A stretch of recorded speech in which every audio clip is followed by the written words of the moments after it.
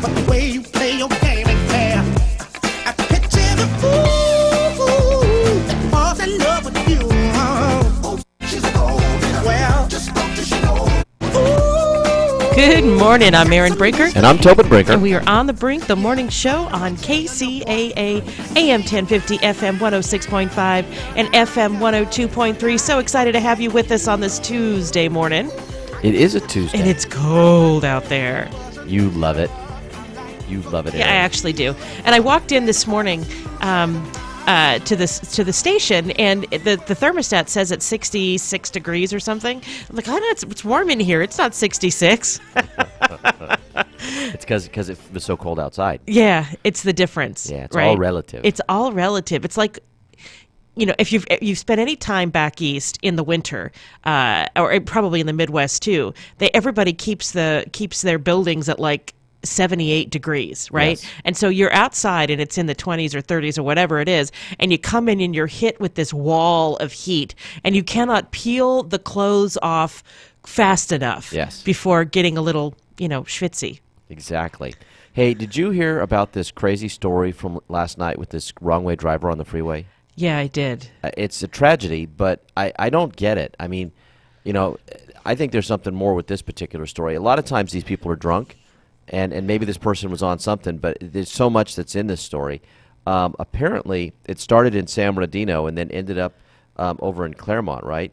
But a driver created deadly chaos on the 210 freeway on Monday afternoon, traveling 20 miles going the wrong way in the westbound lanes, sometimes at more than 100 miles per hour, and causing several collisions, one of which killed another motorist. He would have to be on the eastbound lanes because he was heading west.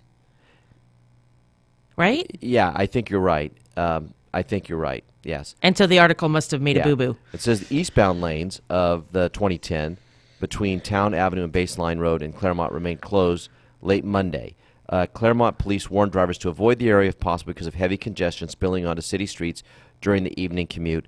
A notice on Caltrans traffic map estimated a freeway closure would last until midnight, with the Town Avenue on-ramp possibly closed until 12:45 a.m. Wow.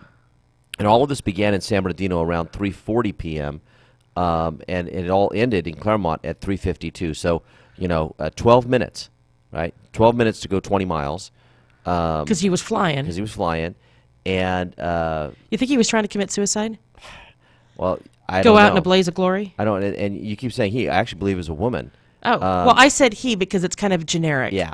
But let me go Don't get on. all offended. No, I'm not offended here. Okay. Several other motorists were injured, including the suspect. This is from CHP officer Jesus Garcia. A helicopter had to land on the freeway near Baseline Road to pick up patients. There was no immediate word on the condition of the surviving patients. The first 911 call was from someone reporting that a pickup truck had been stolen. The driver, a woman whose name was not available, entered the freeway at North State Street near the 215 in San Bernardino, Garcia said. Now, here's what's interesting, and I'm so glad that I sort of stayed at work late last night. I'm normally getting on that section of the freeway at that time. Right? I mean, that's... Yeah. Yeah. So, it kind of scared me when I saw that. Several other 911 callers reported that she was reportedly doing donuts, driving on the shoulder, cutting in and out of the carpool lane and the center divider at 80 miles an hour, according to the log. As the driver neared Fontana at North Alder Avenue, her speed was estimated 100 miles per hour. She crashed just west of Baseline in Claremont, and traffic came to a halt after the wreck. Now, she killed someone, didn't she? Yes. 4 tow trucks were called to clean up the scene. The wrong-way driver had to be pulled out of the pickup. She could face charges of reckless driving, grand theft auto, as well as charges related to the death and injuries of the other motorists, Garcia said. Now, in my mind, she's on something, right? Yeah. She's crazy. She's stealing a vehicle and then driving. I mean, this is just a suicide attempt. But this is the worst kind of suicide attempt because you put all these other lives at danger, right? The newspaper, the Daily Bulletin, interviewed some folks that are actually out there on the freeway. One of them is a guy, Darius Cottrell, 48 years old, and he just missed hitting her, right? He said she was barreling at him. He was able to swerve out of the way. He had his son in the car, and he was flipping out and thanking God that he survived. And then he gets home to find out that his older son was also on the freeway, and thankfully wasn't exactly where the collision happened, but from a mile away heard the crash. Oh, my God. That's how big this impact was. A mile away, and he heard it. Wow. And that the son then got a text a little bit later from one of his professors at San Bernardino Valley College who said that he was injured in the crash and was headed to the hospital. So, so at least we have an idea on who one of the victims is, and hopefully they're all doing okay. But this kind of story just makes me really, really angry. We had a friend in college who was injured in a wrong-way accident, and we saw what happened to her life and how traumatic that was to her. And so, this kind of thing just drives me insane. And then, sometimes like in the movies, they show these people getting on the, they're usually like action flicks, right? Some spy or some bad guy getting on a freeway going the wrong direction. And, they make it look, I don't know, easy. I don't know. I don't know. I have a real problem with the whole wrong way thing. I really do. I am, I do too. And I'm sorry, this is sinking in, the life that we took, we don't know the name of the deceased. We do know that there was a fatality. We don't know the name of the deceased because I'm sure they're having to get a hold of next of kin, and there's always a delay before the name is officially released. And that person all the people that were involved, they just got on the freeway that day. Yeah. And some wackadoodle who needs to be charged with murder. Yeah.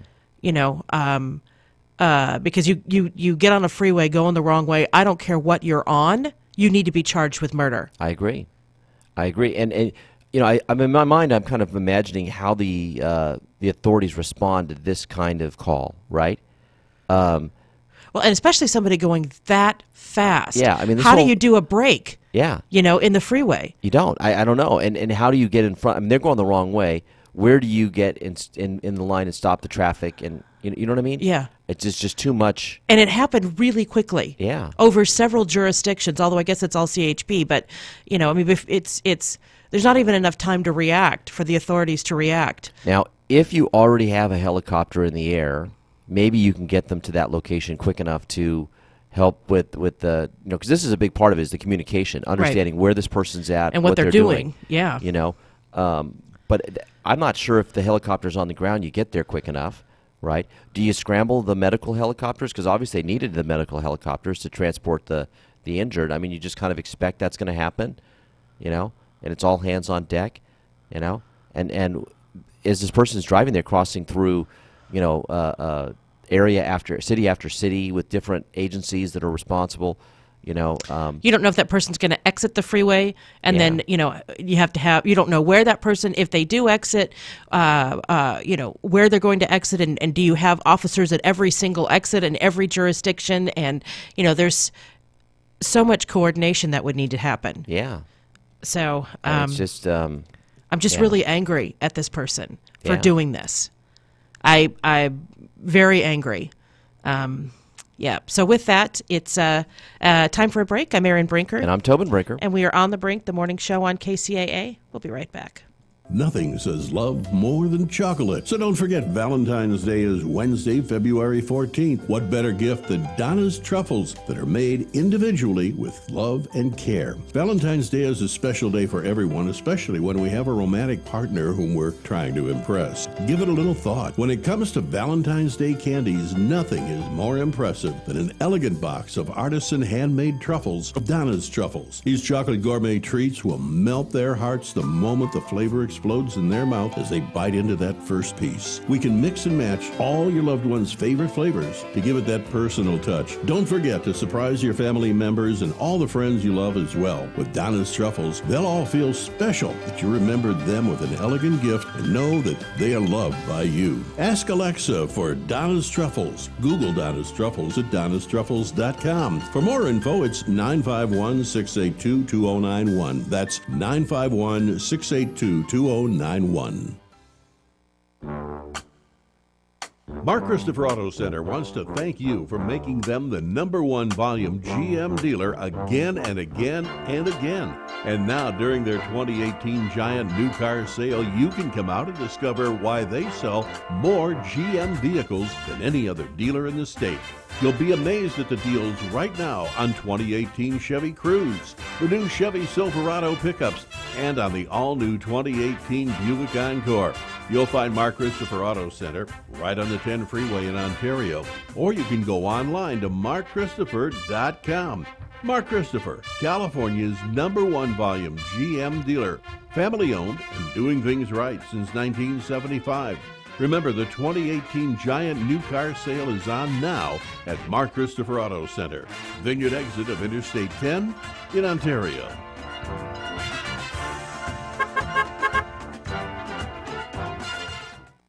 Hi, everybody. Ray Lucia here with some important information about debt, your debt. Whether you have a first or second mortgage, you're looking to buy or refi a home or rental property, or just need to consolidate your credit cards to lower your payments and save some serious interest, you need to do some loan financial planning with Steve Alladort, my mortgage man, at loanfinancialplanner.com. Now, Steve's not your garden variety mortgage broker. He actually spends time evaluating how you can use the current super competitive interest rates to pay off your mortgage early. Purchase a rental property, improve your cash flow, upgrade to your dream home, or even help your kids or grandkids get into a house. That's what loan financial planning is all about. Steve's been helping me and my listeners for over 2 decades, and I can tell you he is the best finance guy in the business. Go to loanfinancialplanner.com. That's loanfinancialplanner.com. Or call Steve Alladort at 888-563-1070. That's 888-563-1070. This is Gary Garver. Are you having trouble getting a good night's sleep? Is it affecting your work and personal life? Well, South Pacific Sleep Lab can help you out. South Pacific Sleep Lab provides a personal sleep study to help you find out how to get a great night of sound sleep. I've been having sleeping issues during the night lately. South Pacific Sleep Lab evaluated me with an overnight study of my sleep pattern. With their professional staff, they were able to provide me with a diagnosis of my sleep pattern, and ever since, I've had no problems getting a great night of sleep. South Pacific Sleep Lab has locations throughout Southern California, and they will also provide transportation to any of their locations at no cost to you. South Pacific Sleep Lab can help you out 24 hours a day, 7 days a week. Just give them a call at 310-999-1887 to schedule your appointment today. That's 310-999-1887. South Pacific Sleep Lab. Start resting easy and sleeping sound today. We can't be everything to everyone, or can we? The station that leaves no listener behind, KCAA.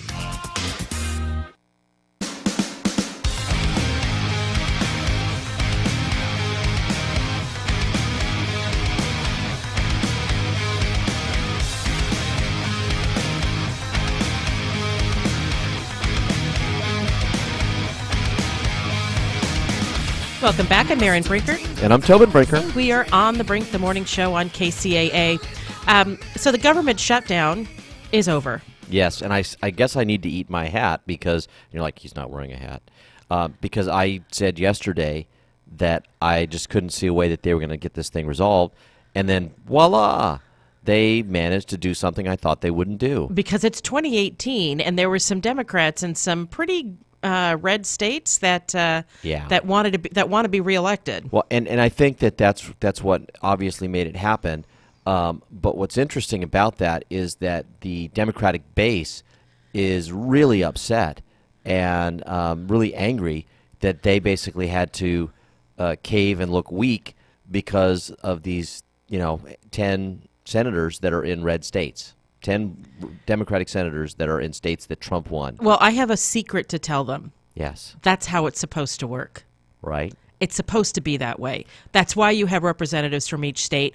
That's why in the Senate there are 2 representatives for each state, regardless of the size of that state. Yeah. That was intentional, and it was to make sure that nothing was foisted off on the smaller states because the bigger states wanted it done. Yeah, and it's the kind of intransigence and hubris of the shutdown that really harms people politically and economically and so on. And, the Democrats have this idea that they have a wave election building, right? That people are going to turn out in droves and they're going to win back the House and they think win back the Senate. Well, they might win back the House with all the Republicans not deciding to step down. Yeah, I agree. But their chances of winning the Senate are really, really slim, right? Because there are a lot more Democrats that are in red states that are in danger of losing than there are Republicans in blue states in this particular cycle in 2018, and they just put those Democratic senators in jeopardy, right, with the shutdown. They did, and that's why Schumer decided to end it. But I'm still not convinced that's going to help these people. It's interesting because of the polarization of our country, having the right letter next to your name, whether it's a D or an R, seems to be all that matters to some folks these days. Indeed. Now, I think that especially the reason for the shutdown was compelling, and it's what really spooked these senators who ended up, crossing the line. There were 10 of them. Yeah. It's because it was over DACA. Right? And so the message then that would be splashed all over everywhere is that your senator cares more about the people who are here illegally than he does about U.S. citizens. And whether that's true or not, whether none of that matters, that's your bumper sticker. Yeah. And that's what they were going to face. And so I don't blame them. I don't blame them for crossing the line and voting to end the shutdown. Yeah. Now, there's always this interesting thing that happens after conflicts like this are resolved. Some media outlets create lists of winners and losers, and CNN created a list of winners and losers. And I wanted to share their list and just talk about it because I don't agree with some of it. So they put Mitch McConnell at the top of the list for winners, right? Because once again, he resolves the issue. He didn't have to budge an inch. He used the exact same language that he had used over the weekend, which is that he has the intention of giving them a vote on DACA. And I think he's going to. Oh, I think he is too. But, they wanted this hard and fast, yes, you will get a vote on this day at this time. And he didn't say that. He said, I intend to, right? So they didn't get anything more than that. And so this is why they're saying he won, because he really didn't have to bend at all, And the other person they have on the list is Lindsey Graham. And this is the one I disagree with. And CNN says Lindsey Graham, the South Carolina senator, was the leader of efforts to make a deal. His 3-week proposal to reopen the government wound up being the legislation that did the trick. He also emerged as an honest broker, willing to call out Republicans and Democrats in all of this, someone who can build a bridge between the two sides within the Senate. Plus, Graham got reelected in 2014, meaning that he doesn't have to worry about the possibility of a serious primary fight for working across the aisle until 2020. Now, while their facts, I think, are correct, I think that calling him a winner in this context is wrong, because I don't think that this is a win for him. Why? I think that Republicans, the hardliners, are just completely frustrated with him, much the same way that they were very frustrated with John McCain, because he did the unthinkable. He reached across the aisle and worked with Lindsey Graham has always been that guy. Yeah, and last time they really started to put together some stuff, and now they've got time to really organize. And I suspect that he's going to face a serious challenge in 2020. That doesn't. It seems like the party doesn't want people that actually work across the aisle. Yeah, but and he's in a fairly conservative state. I admire his willingness to do what he felt was right over what he felt was politically expedient. Oh, I agree, and I think he did the right thing, and I like the guy. But I don't know that it's a smart political move. I think that Republicans are not clapping and applauding this guy at all. I think if they are, there's a very small group, and I think that Democrats would rather have a Democrat in there. So if they can use this to weaken him down the road, they'll applaud him now and say thank you, what a great guy for working across the aisle, and then they'll immediately turn around and put the knives in his back. Of course they will. That's their job. Yeah. So I don't see him as being on the winning column at all. Now, they also have the 2018 Democrats, those 10 Democrats that are up for re-election in states that Trump won, those senators.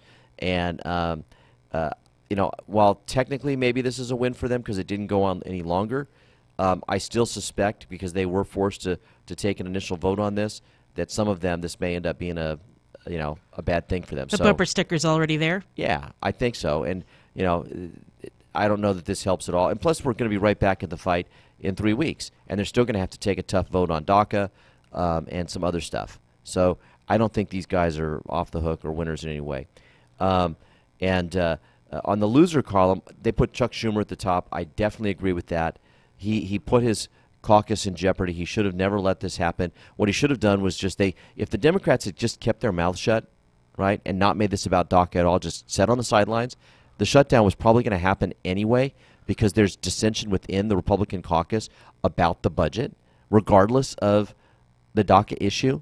and they could have let the Republicans shut the government down on their own based on issues within the Republic, and they could have just, fed the flames of that fire without giving the Republicans an excuse to blame them for it. So I think he really mishandled it. The 2020 Democrats that want to run for president, Aaron, they're on the loser column, and I kind of agree with that. It's going to look like weak tea to their base. They really didn't get the job done. They didn't get the DACA. They caved on the hold off, the standoff. Now they all voted against reopening the government, but I think that makes them look really hypocritical. And while it may play to the base, I think in a general election they all look, So they couldn't win. They couldn't win. I think they all, were caught between a rock and a hard place, and they're going to make the best they can of it. But here's the thing: if DACA is codified officially, I don't think that I think people will forget about this fight. They'll say that this Congress made it happen. I agree, but I think if DACA does get codified and Trump's the president, it's not the Democrats that are going to be getting most of the credit for it. It's going to be Trump. It's going to be Trump. Yeah. He will have gotten done what Obama couldn't. Well, and I think that's what they're most afraid of. Yeah. I know. Right? Because that's a win then for the Republicans, and a win that they should have had. But exactly. Didn't. Exactly. And if Trump gets this deal and he gets his wall paid for, then all these 2020 Democrats are in the big loser column. Yeah. Right? I'm just saying. So you know what they need to do with the wall is sell sponsorships, right? So capitalism. Exactly. You have this is the Coca-Cola section of the wall. Free advertising. Right. And it lights up. So if you're in Chula Vista, you're going to have blinking lights on the wall, or National City. Oh my goodness. Yeah, but then immediately as soon as some company puts their logo on it, then some other group's going to start running the boycotts. I think people have boycott fatigue, though. I'm serious. They do too. Oh my gosh, boycott! They don't have any meaning anymore. Well, I'm a member of a union, and it seems like we're constantly being bombarded with messaging about who we should or shouldn't shop at or whatever. Yeah. Unless somebody's doing something really heinous, like if somebody has like child labor or, a forced labor camp in some other country and you hear about that, okay, well then you probably shouldn't spend your money there. Yeah. But if they have the wrong political message, come on. Well, for the longest time, Walmart was on that list, and I think they still are. But come back to school time, and I need school supplies for my classroom, I'm going to save my money and go to Walmart because they got the great deals. Well, I'm sorry. And when we get back from the break, I want to talk about what we've heard about the commercials for the Super Bowl. Okay. Because you talk about political messages, and it's like, come on, guys. So with that, it's time for a break. I'm Erin Brinker. And I'm Tobin Brinker. And we'll be right back. KCAA Loma Linda, 1050 AM, K292 FQ Riverside, and K293 CF Moreno Valley. NBC News Radio, I'm Lisa Carter. Federal offices and facilities are up and running again this morning now that the 3-day government shutdown is over, with a commitment to finding a solution for so-called dreamers. Now comes the test, the real test, as to whether we can get this done. Democratic Senator Dick Durbin. President Trump signed the bill the Senate and House passed yesterday to fund the government until February 8th. Millions of people up and down the West Coast breathing a sigh of relief this morning. Tsunami watches and warnings have been canceled. The National Weather Service has canceled the warning it put out for Alaska and British Columbia after a magnitude 7.9 earthquake hit off the coast of Alaska overnight. Singer Neil Diamond says he's done with touring because he's been diagnosed with Parkinson's disease. The 76-year-old singer-songwriter says the disease is making traveling and performing on a large scale difficult. Lisa Carter, NBC News Radio.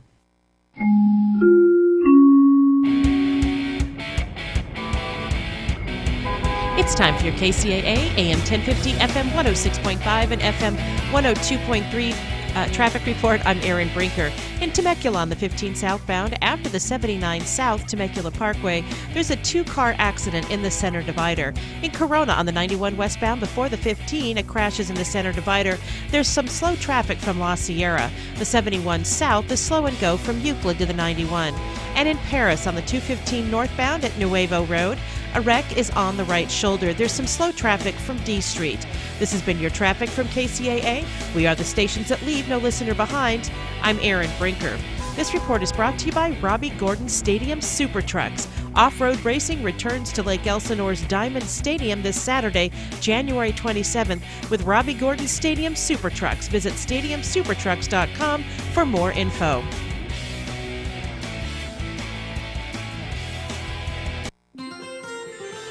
From the KCAA Weather Center, I'm Rod Tanner. For this morning, we expect a sunny day with a high of 74.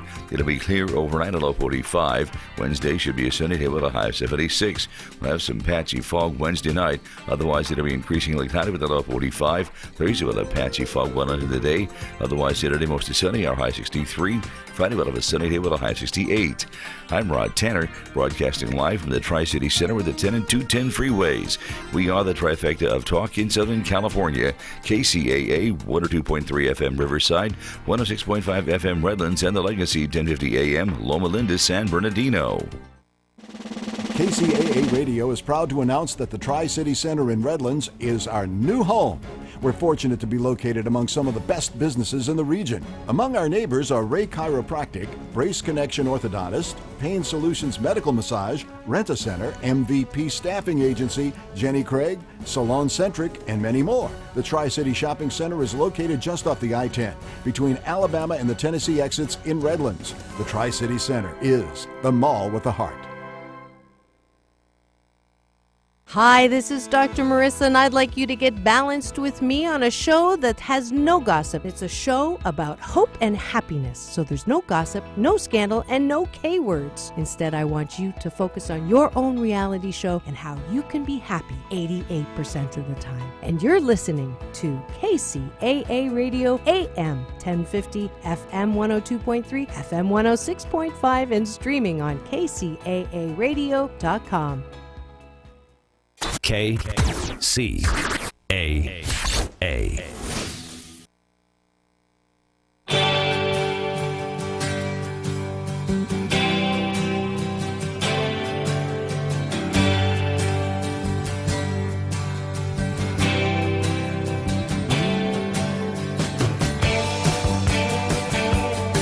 Well, I'm running down the road trying to loosen my load. I got 7 women on my mind.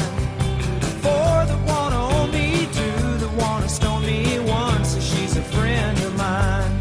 Take it easy, take it easy. Don't let the sound of your own wheels drive you crazy. Lighten up while you still can. Welcome back. I'm Erin Brinker. And I'm Tobin Brinker. And we are on the Brink, the morning show on KCAA. So last year, several of the Super Bowl ads got political. Yes, they did. And, you know, we've talked about politics permeating absolutely everything. You know, and that's one of the reasons why people have tuned out. I mean, ESPN has been hemorrhaging viewers for the last year. I mean, hemorrhaging viewers. Well, and football in general has, because of the, take a knee and all this other stuff. There's a large group of people that have just said, you know what, I'm done. I don't want politics with my sports. I don't, There's no need for it. Football's football and politics is politics. And the trend last year really bothered me for the Super Bowl ads because I want the silly Doritos ads. Yes. I want the ridiculous beer ads. I want and the Clydesdales too, which make you feel cool. And there's there's always truck ads. That's like the F-150 Chevy Silverado kind of truck ads. And there's always the crazy startup company that no one's ever heard of that scrimped and saved all their money to do the Super Bowl ad, hoping that this is going to break them into the big time, and their ad is like, what was that? And you're like, okay, because it was so bizarre, you have to go check out their page or whatever, Yeah, exactly. And next thing you know, they're like the next mega gazillionaires because all those people checked it out because the ad was like, what? I'm just saying. No, it's true. But you certainly on this day where you probably are sitting around with a bunch of people at a bar or at somebody's house, you're eating bar food or snacky foods, you're drinking beer, you're having fun. The last thing you want to do is be guilted or to be shamed or to be come on, folks. Yeah. And so apparently, this is according to Adweek, it looks like that trend is not going to be different this year. So last year's Super Bowl saw advertisers get political with brands tackling issues like immigration, pay inequality, and climate change. That's one trend viewers can expect to see continue in 2018, according to video ad tech company Unruly, which measured last year's most effective ads. And of course, that's the ads they're there to entertain you, but they're really there to drive traffic to whatever they're supposed to drive traffic to. Last year was an interesting year as we came out of a politically charged environment that definitely came through as you look at the landscape of Super Bowl commercials. Unruly North America President Steve Sotile told Adweek, with brands such as Budweiser and 84 Lumber tackling issues of immigration and Audi exploring female empowerment. Oh, please. I remember that ad. And to me, I find all that nonsense patronizing. Yes. I'm not a victim. You don't need to save me. You don't need to protect me. I mean, my husband can protect. You can protect me, Tobin. I can. I will. But I'm not a victim, and I don't want to be characterized in the media over and over and over again as being a victim. I'm not a victim. Yes. It's going to be very interesting, though, to see how these ads are reacted to, because oftentimes the issues that they choose to tackle have a very sort of partisan breakdown. Of course they do. And you think that their advertising company would tell them that, would say, look, if you make this ad, X percent is going to love it and X percent are going to hate it. And so you're basically telling that group that's going to hate it, we don't want you to buy our product. I mean, you're selling a product. That's what these ads are supposed to be, right? And I sometimes think they forget that's what their goal is to appeal to as many possible customers as they can to get people to buy their product, and instead they end up turning people off. Now, I'm looking, because some of these companies actually pre-release their ads. That's kind of become a trend as well. And so we actually now have a chance to see some of the ads, or they get a sneak peek, or they kind of tease them a little bit. And Stella Artois, which is a beer. It's a Belgian beer. A Belgian beer. They're an InBev brand. They're going to have a commercial with Matt Damon, and they've picked a political issue, but it's one that I think most people can get behind, and that is clean drinking water.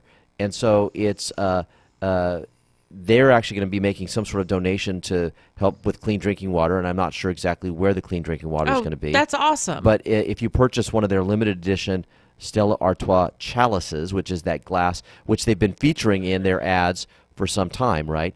And it's a fairly nice looking beer chalice, and so they've got something there. Now I'm laughing because it's called a chalice. I know. How medieval, right? Now Doritos versus Mountain Dew looks like they're going to have a fun and funny ad, Aaron. So that's what I want. I want the fun and funny Doritos ad. It's going to be Peter Dinklage. Oh, cool. Versus Morgan Freeman in a face-off. Cool. To promote their new spicy Blaze chips and Mountain Dew's new clear soft drink called Mountain Dew Ice. Cool. Right? Groupon has tapped Tiffany Haddish as their new spokesperson, and she's in that movie Girls Trip, and she's been in the media a lot in the last year. Skittles has an ad that I'm reading the description of it, and I don't know that this ad's going to work for me, but I really need to see it to see if it's going to work. They're calling it the most exclusive Super Bowl ad ever. The ad will only be shown to one person, a guy named Marcos Menendez of Canoga Park, California, and the viewers will actually be able to watch Menendez's reaction to the ad via live stream on Skittles' Facebook page. Wait, what? I know. Why would I do that? I know.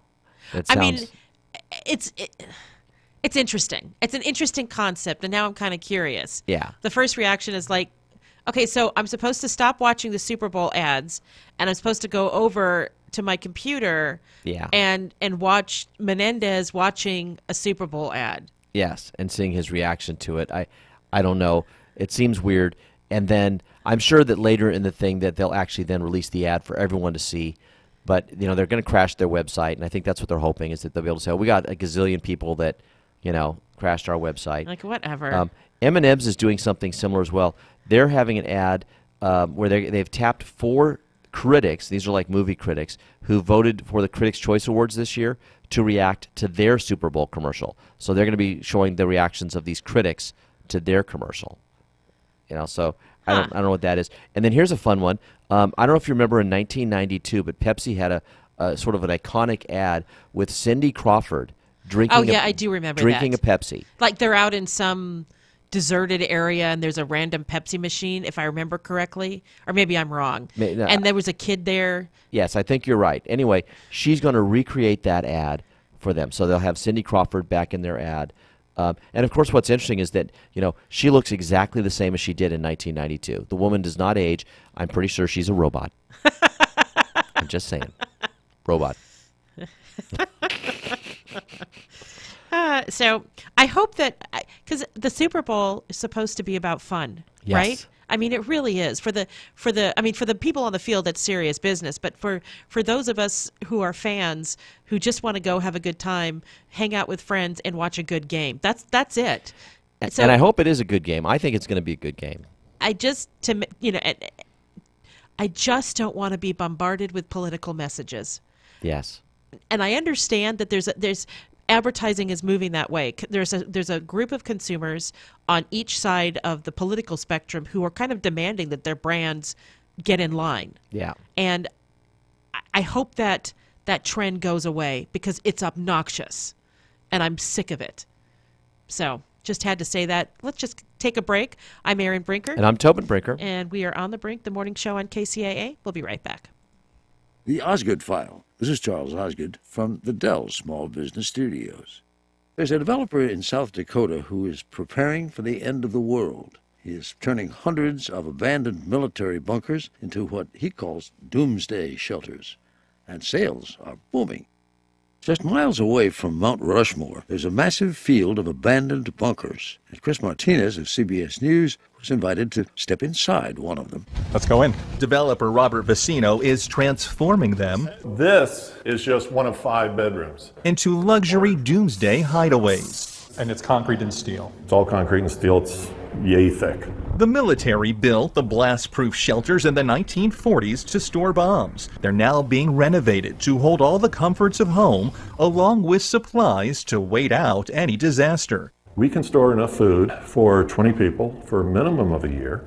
Vicino's company, Vivos, is one of several offering end-of-day shelters, and business is booming. Customers have many motivations for buying. So they're concerned about everything from an economic collapse to World War III. Milton Torres is one of them. It is time to prepare. Torres worries about a world-ending event in his lifetime. If it never comes, he says he'll pass the shelter down to his 11-year-old daughter. It brings me a sense of relief. Chris Martinez asked Robert Vicino. The standard cost is what? $25,000 up front and $1,000 a year thereafter. Vicino insisting his customers are buying peace of mind. It's not about when it's going to happen. We're prepared for whatever and whenever. The Osgood File. This is Charles Osgood. And now, Inland Empire Today with Blake Trolley. Well, the SAG Awards were earlier this week. Let's check in with Mark Mayfield. The Screen Actors Guild Awards were last night at the Shrine Auditorium in L.A. The ceremony honors the best achievements in film and television. The big winner at the 2018 SAG Awards for Outstanding Performance by a Cast in a Motion Picture went to 3 billboards outside Ebbing, Missouri. All we kids of Ebbing, Missouri would like to thank our papas who made us what we are. The ensemble includes Frances McDormand, Woody Harrelson, Sam Rockwell, and Abby Cornish. McDormand spoke on behalf of everyone. The SAG Award for Outstanding Female Performance in a Series went to Nicole Kidman for Big Little Lies. It means a lot to me. I've been working since I was 14 years old. Thank you, SAG-AFTRA. Kidman thanked Meryl Streep and other actresses. Sterling K. Brown, the 2018 SAG Award winner for Outstanding Male Performance in a Drama for This Is Us, and Morgan Freeman was presented with the Lifetime Achievement Award. Hi, it's Jan Elliott in Snow Country. This brought to you by Indeed.com, used by over 3 million businesses for hiring, where business owners and HR professionals can post job openings with screener questions, then sort, review, and communicate with candidates from an online dashboard. Learn more at Indeed.com/hire. Machine-grown pack powder on the slopes for Mountain High this Tuesday, with close to 10 open trails off of West Resort. Snow Summit, close to 20 runs open, and June Mountain skiing over 25 trails there. 7 lifts are spinning today. At Bear Valley, close to 10 runs on tap. At Sugar Bowl, 40 trails off of 8 lifts, and expecting to see snow move in by Thursday this week. Alpine Meadows on close to 35 runs. Arizona Snow Bowl skiing 22 runs. And if you're heading into the Rockies, Crested Butte had a snowy weekend where the snow piled up over half a foot there on Sunday. They're skiing 88 runs and could see more snow on Thursday there as well. More details are at snowcountry.com. I'm Jan Elliott on the trifecta of Talk, 1050 AM, 106.5 FM, and now 102.3 FM, the stations that leave no listener behind. What if I told you you'd never have to make a house payment again? What if you could pay off much-needed home repairs and even create an income stream based on the value of your home? If you're 62 years old or older, you could be eligible for a reverse mortgage. Call Tim Harrison and find out if a reverse mortgage is right for you. Call Tim at 800-566-2475. That's 800-566-2475. Tim Harrison, branch manager, NMLS number 170960. Broadview Mortgage Corporation is licensed by the Department of Business Oversight under the California Residential Mortgage Lending Act. License number 170952. Registered with the Nationwide Mortgage Licensing System and registry number 813B544. Broadview Mortgage, equal housing lender. Remember, if you never want to make a house payment again, except for property taxes, maintenance, and insurance, that's 800-566-2475. That's 800-566-2475. So, you didn't like that opinion, okay? Give us another 15 minutes. This is the station that leaves no listener behind, KCAA.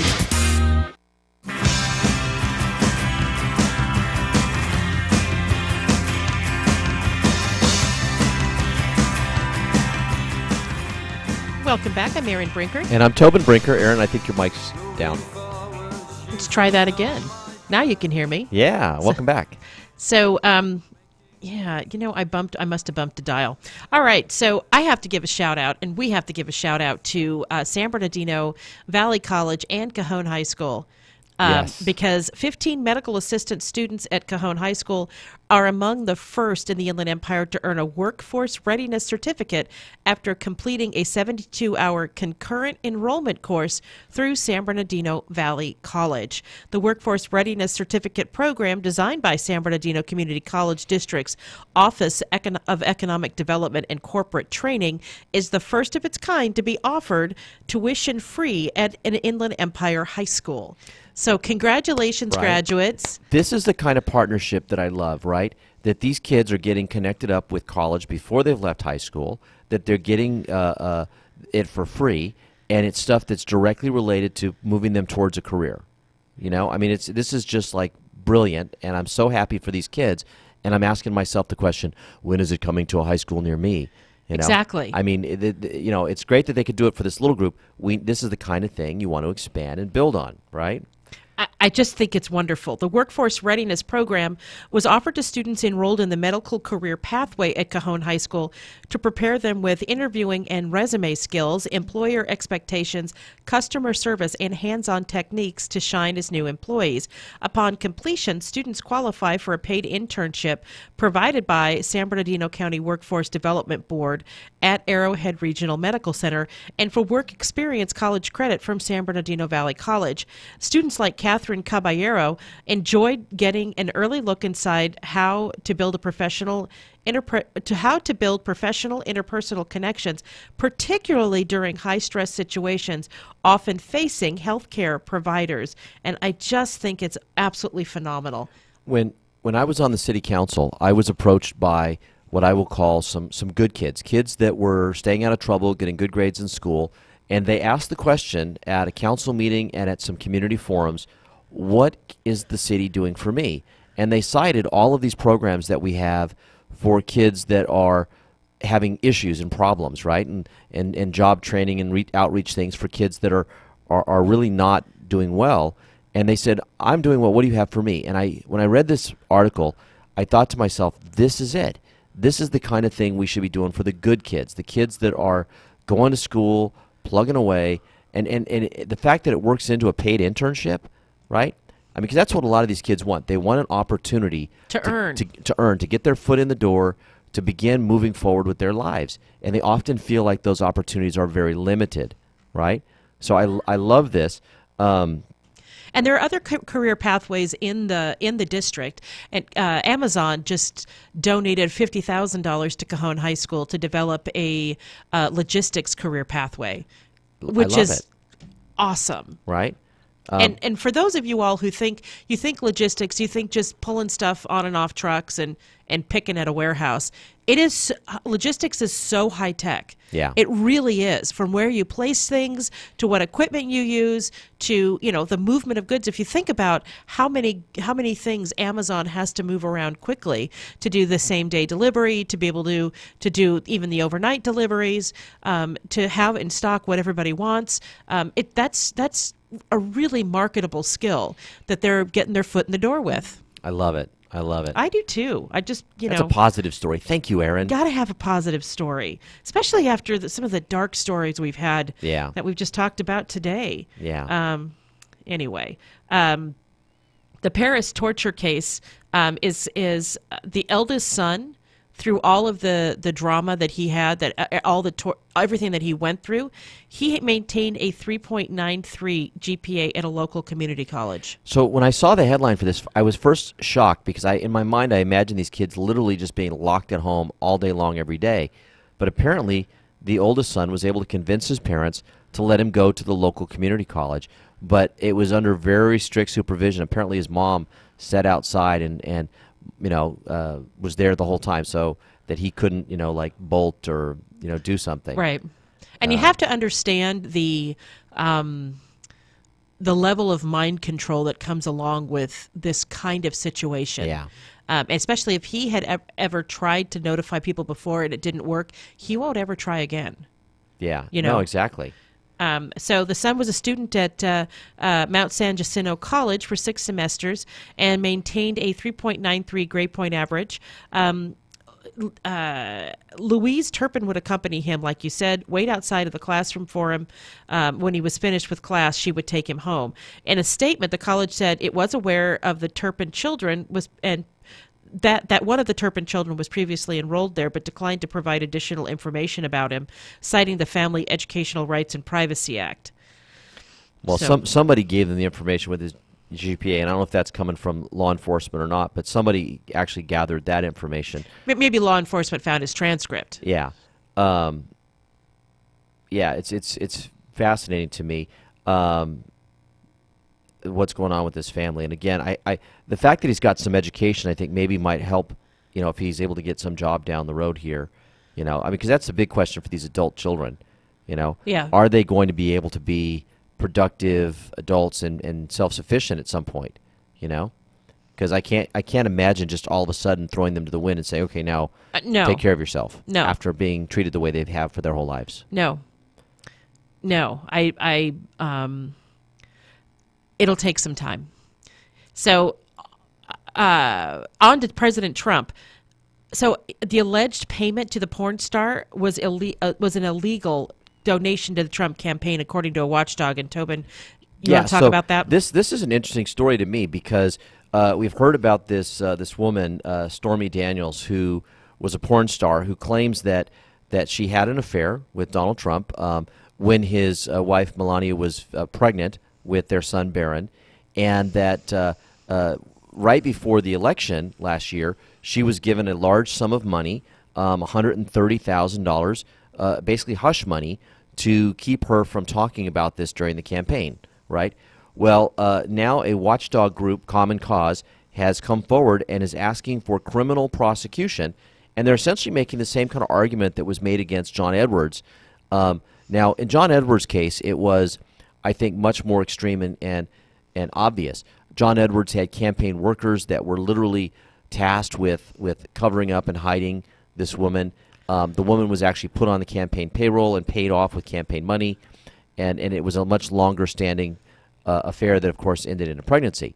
So the Stormy Daniels one, I think it's going to be a little harder to prove that.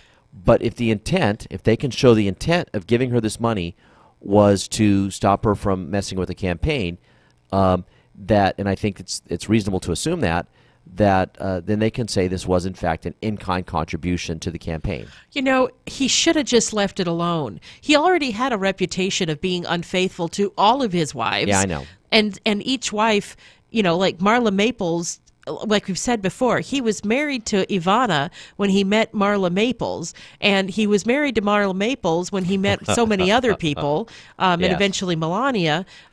So, you know, for him getting jiggy with a porn star, yeah, nobody would have cared because we already know that about him. Yeah, and what's interesting is I was reading another article earlier, and Tony Perkins, who is the Family Research Council top person, executive director, CEO, executive director, basically said that Trump gets a mulligan on life, and particularly on the Stormy Daniels story, that you know, they all kind of say, okay, all that stuff happened, but they're more interested in the fact that he's delivering on their political agenda. Right. And he really is, actually. He's keeping his promises, which I never thought he would do. Yeah. So the fact that he went and spoke at the pro-life march, you know, things like that, and that he's actually making, you know, policy changes that are supportive of this Christian conservative movement, and this is fascinating. And so they're willing to sort of have this guy who's really done some despicable things, right? But as long as he keeps delivering on the agenda, they're okay with that. And that's fascinating. It kind of goes back to what you said about, you know, this affair, that people already knew he was kind of a slime ball. Yeah. Everybody. He was on the cover of Playboy. Yeah. Everybody knew this about him. He was the definition of a playboy. Yes. And I understand that his political opponents have tried to make big hay out of it.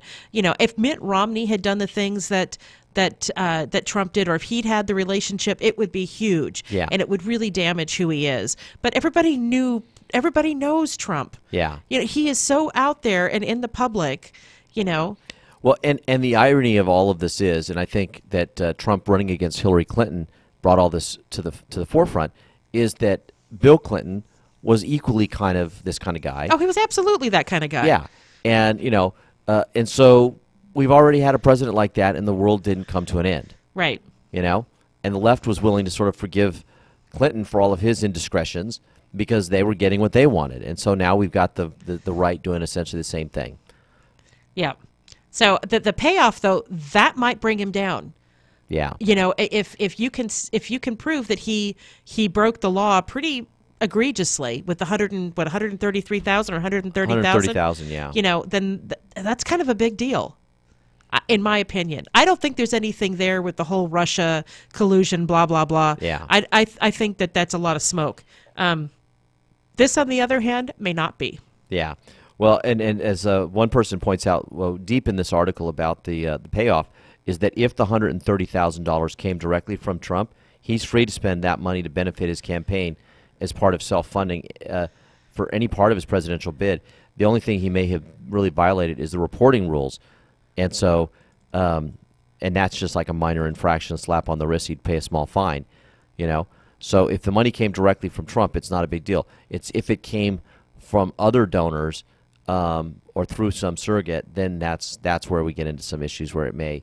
And even then, it may not bring Trump down. It may bring that person down who actually wrote the money. We are completely out of time. Have a great day, everybody. I'm Erin. And I'm Tobin. We'll see you tomorrow. KCAA Loma Linda, 1050 AM, 106.5 FM, and now 102.3 FM. That made it the most shipped phone. Netflix picked up more than 8 million users who wanted to watch Stranger Things and The Crown. Netflix stock could rise more than $20 today. Overall, though, stock futures are flat. Twitter stock will fall on news that its chief operating officer, Anthony Noto,